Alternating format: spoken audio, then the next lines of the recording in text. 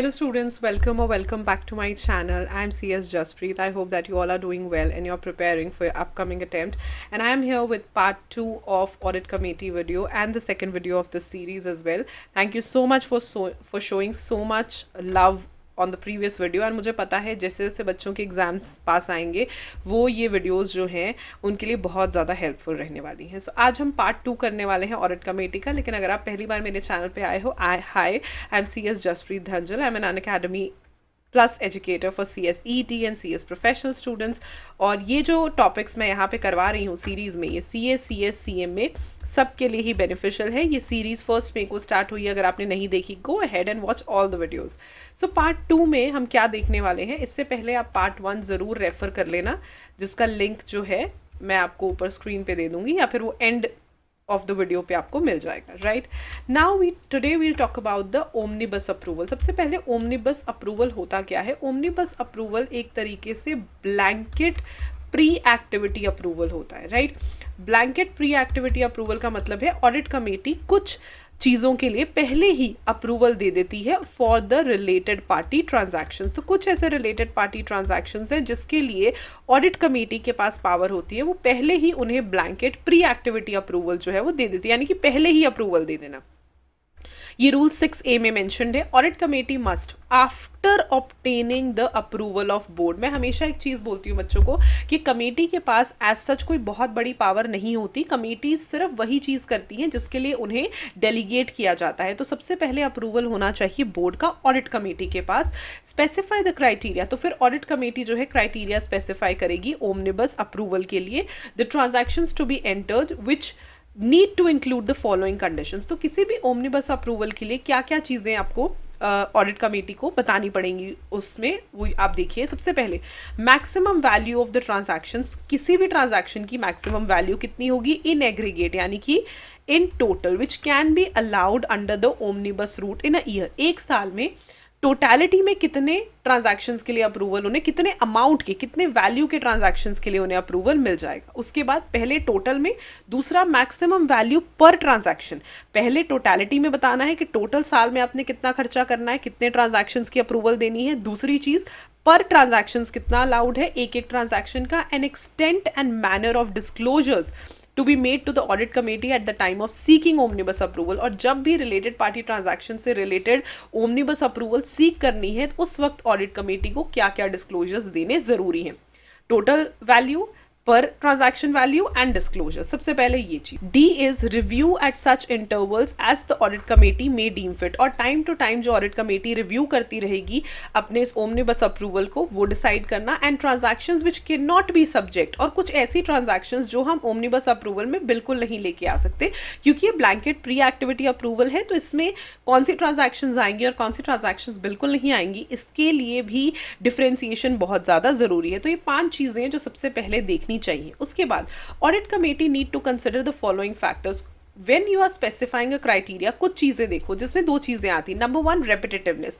कौन सी ऐसी ट्रांजैक्शंस हैं जो बार बार हो रही हैं। ऐसी ट्रांजैक्शंस के लिए ओमनिबस अप्रूवल देना ठीक रहता है, बिकॉज जो ट्रांजैक्शन रेपिटेटिव इन नेचर है, विच एक्चुअली शोज कि वो एक रूटीन टाइप ऑफ ट्रांजैक्शन है, तो उसमें अगर आप खुद को इंडल्ज करते हो, रेपिटेटिव है, तो दैट्स गुड। राइट अगर इसके लिए ओमनिबस अप्रूवल दे दो, it is good. And justification for the need of the omnibus approval. कई बारी जो ट्रांजैक्शंस बहुत ज़्यादा रेपिटेटिव हैं उसके अप्रूवल में टाइम क्यों वेस्ट करना, बार बार जाना, बार बार डॉक्यूमेंटेशन करना, वो सारा time, energy and documentation save करने के लिए ही most of the times omnibus approval होता है, तो उसकी जस्टिफिकेशन लेना भी ज़रूरी है।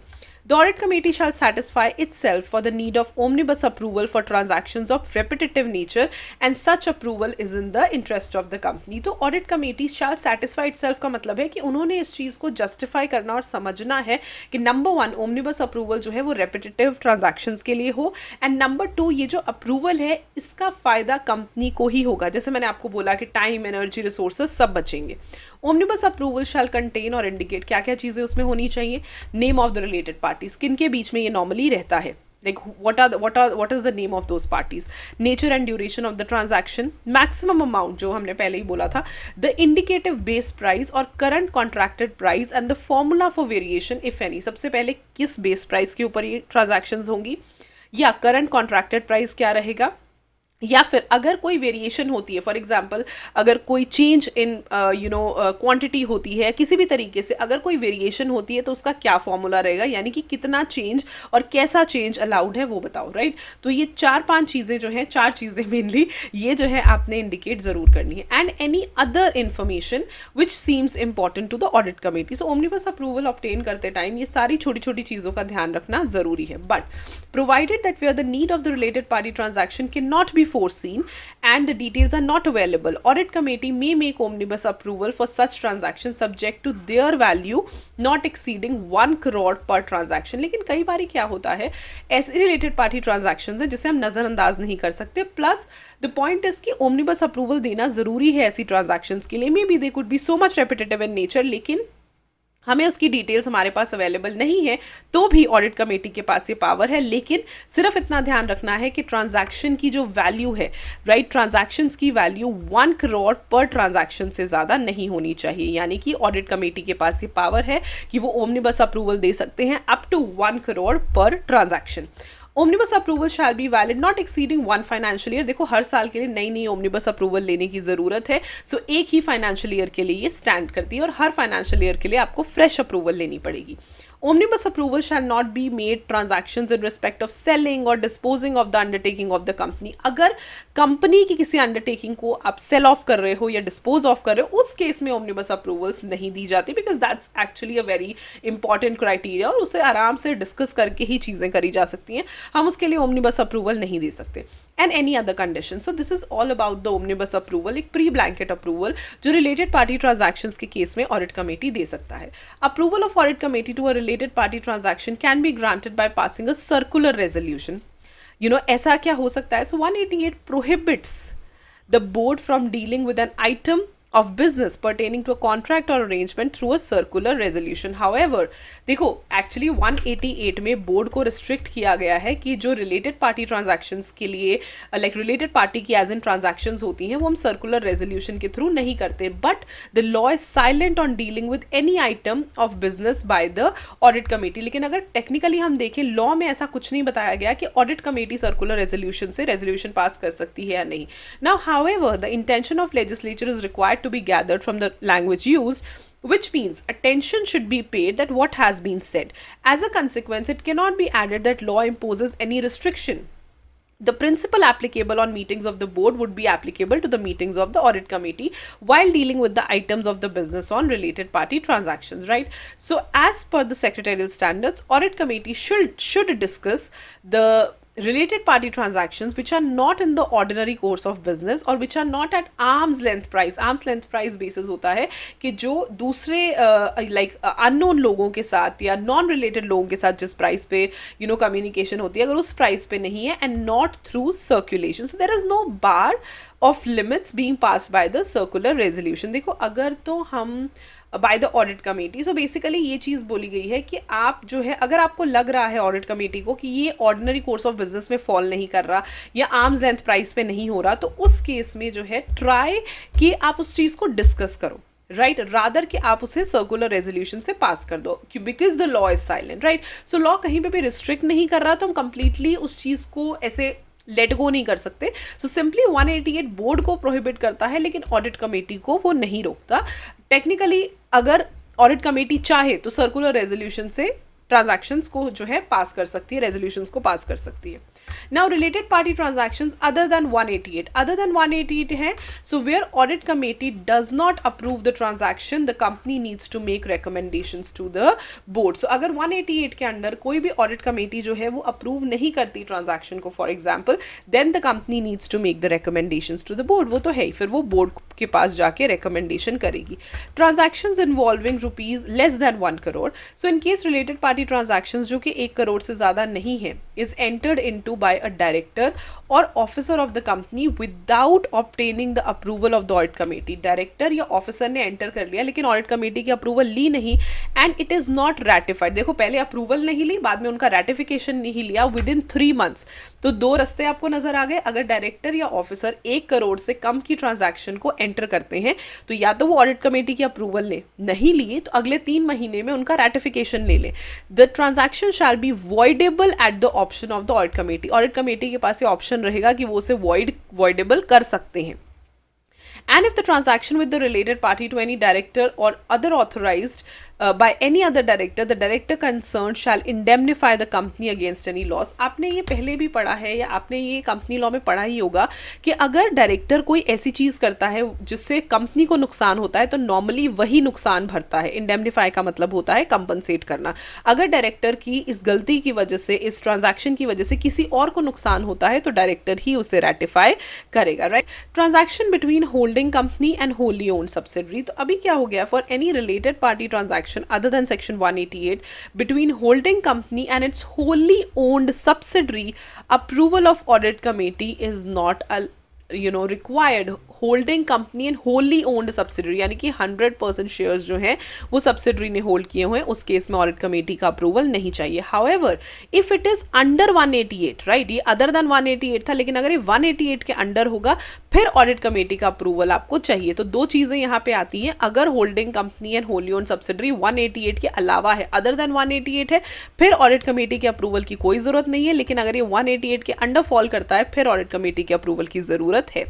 Right of auditors KMP to be heard by the audit committee. So जो ऑडिटर्स रहते हैं कंपनी के, जो KMP होता है, they shall have a right to be heard in the meetings of the audit committee when it considers auditors report. तो जब auditors report consider होती है तो डेफिनेटली ऑडिटर की बात भी सुनी जानी चाहिए और KMP की भी बात सुनी जानी चाहिए. Sorry. And they do not have the right to vote. उनके पास राइट टू वोट नहीं होता, लेकिन उनकी बात सुनी जानी चाहिए बिकॉज वो एक तो ऑडिटर है, वो जो भी अपनी बात समझाना चाहता है, दूसरा KMP है. Right. Disclosure in board's report. Composition of audit committee भी it must be disclosed in the board's report. Board's report में बताना पड़ता है. In case board does not accept any recommendation of the audit committee, the same shall be disclosed in the board report along with the reason. So number 1, अपनी composition of board's report बतानी ज़रूरी है.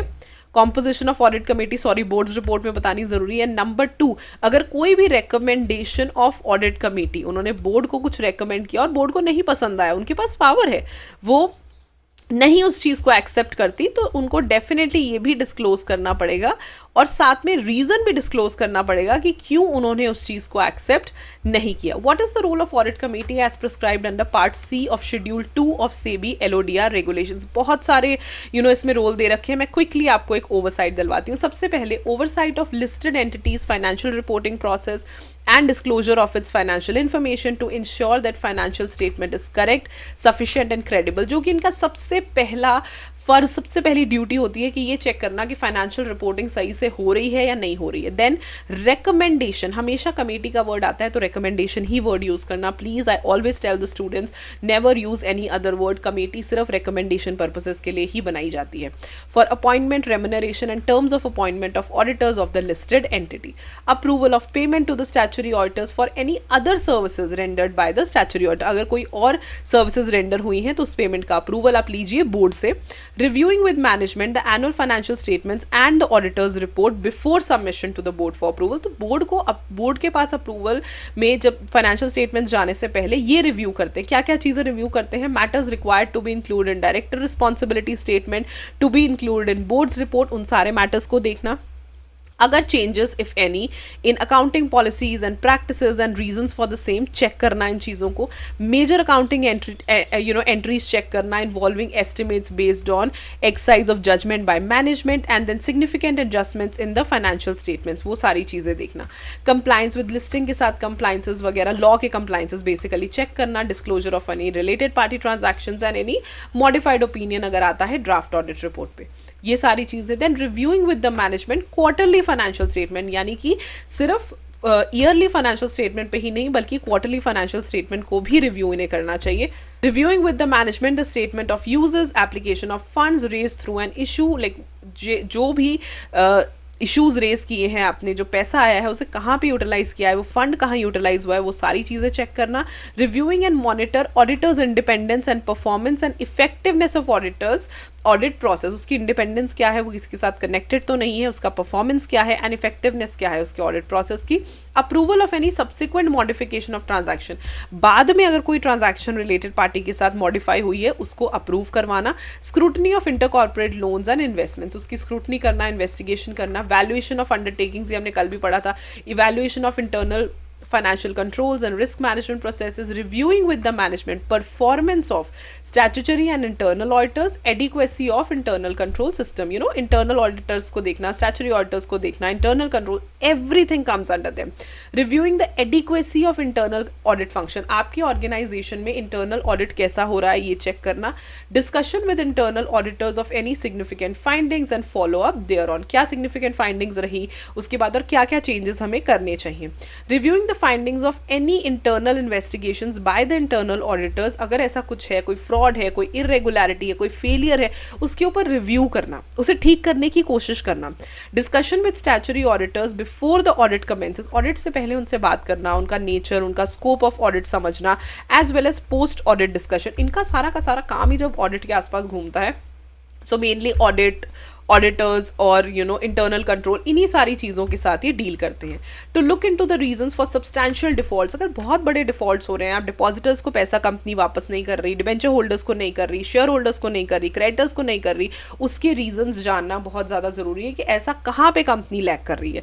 To review the functioning of the whistle blower mechanism, whistle blower mechanism कैसे हो रहा है, vigil mechanism कैसे हो रहा है. Approval of appointment of CFO, chief financial officer, after assessing the qualifications, experience, background, इसकी अपॉइंटमेंट के लिए अप्रूवल सीख करना जरूरी है from the board. Carrying out any other function, कोई और कुछ और करना है तो करें. Reviewing the utilisation of loan या एडवांसेस या investments in the subsidiary exceeding 100 crore या 10% of the asset size of the subsidiary. Check करना कि अगर इतना पैसा यूटिलाइज हो रहा है 100 करोड़ या 10% of the asset size of the subsidiary के असेट साइज से का 10% अगर यूटिलाइज हो रहा है तो उस केस में which ever is lower, including existing loans कितने हैं, एडवांसेस कितने हैं, इन्वेस्टमेंट्स कितने हैं existing, like it is very important. अगर इतना ज़्यादा पैसा खर्चा हो रहा है तो क्यों खर्चा हो रहा है, इंक्लूडिंग कि अभी आपके पास ऑलरेडी कितने लोन्स और एडवांसेस और इन्वेस्टमेंट्स खड़े हैं आपके पास. Consider and comment on the rationale, cost benefits and impacts of schemes involving merger, demerger, amalgamation on the listed entity and the shareholders. इन सारी चीज़ों को डिस्कस करना, cost benefits, इसका impact, ये सारी चीज़ें डिस्कस करना ज़रूरी है, right. Audit committee shall mandatorily review, ये इंपॉर्टेंट है कि ऑडिट कमेटी पिछले वाले टॉपिक में से अगर आप 4 to 5 भी लर्न कर लेते हो या मैं बोलूँगी 5 to 6 भी लर्न कर लेते हो, इंपॉर्टेंट है, लेकिन समझने सारे ज़रूरी है कि सेबी क्या क्या चीज़ें चाहता है ऑडिट कमेटी को करने के लिए, राइट. सॉरी. और ऑडिट कमेटी ने ज़रूरी मतलब मैंडेटरीली क्या क्या चीज़ें रिव्यू करनी है.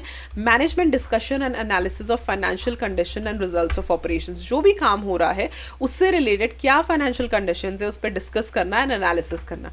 मैनेजमेंट लेटर्स या letters of internal control weaknesses issued by statutory auditors, statutory auditor अगर कोई ऐसी चिट्ठी देता है जिसमें इंटरनल कंट्रोल वीकनेसेस है उसे डिस्कस करना. Internal audit reports relating to again internal control weaknesses से रिलेटेड जो इंटरनल ऑडिट रिपोर्ट्स हैं उन्हें रिव्यू करना कि क्या प्रॉब्लम है. Appointment removal and terms of remuneration of chief internal auditor shall be subject to the review by the audit committee. Audit committee जरूर review करेगी चीफ इंटरनल ऑडिटर की appointment, removal and terms of remuneration. And statement of deviations, यानी कि अगर कोई deviations होती हैं, अगर कोई फर्क आता है in quarterly statement of deviations including report of monitoring agency, if applicable stock exchange को सबमिट करनी है. Annual statement of funds utilise for the purpose other than those stated in offer document, prospectus या notice in terms of regulation 30, यानी कि जो funds जहां पे utilise होने उसके अलावा अगर यूटिलाइज हुए हैं तो उस डेविएशन को भी रिव्यू करने की रिस्पॉन्सिबिलिटी ऑडिट कमेटी की. ये इंपॉर्टेंट है, आपको पता होना चाहिए कि मैंडेटरी ऑडिट कमेटी ने क्या क्या चीज़ें रिव्यू करनी है, right. And with this we almost end the topic of audit committee. जितनी भी इंपॉर्टेंट इन्फॉर्मेशन थी पार्ट 1 एंड पार्ट 2 में मैंने आपको प्रोवाइड कर दी है. पार्ट 1 आपको यहाँ पे कहीं पे मिल जाएगा. And just go ahead and watch that part 1 as well अगर आपने नहीं देखा है. And I hope this video helps. I will see you super soon with another video. Till then stay happy, stay blessed and keep the preparations on. Bye bye.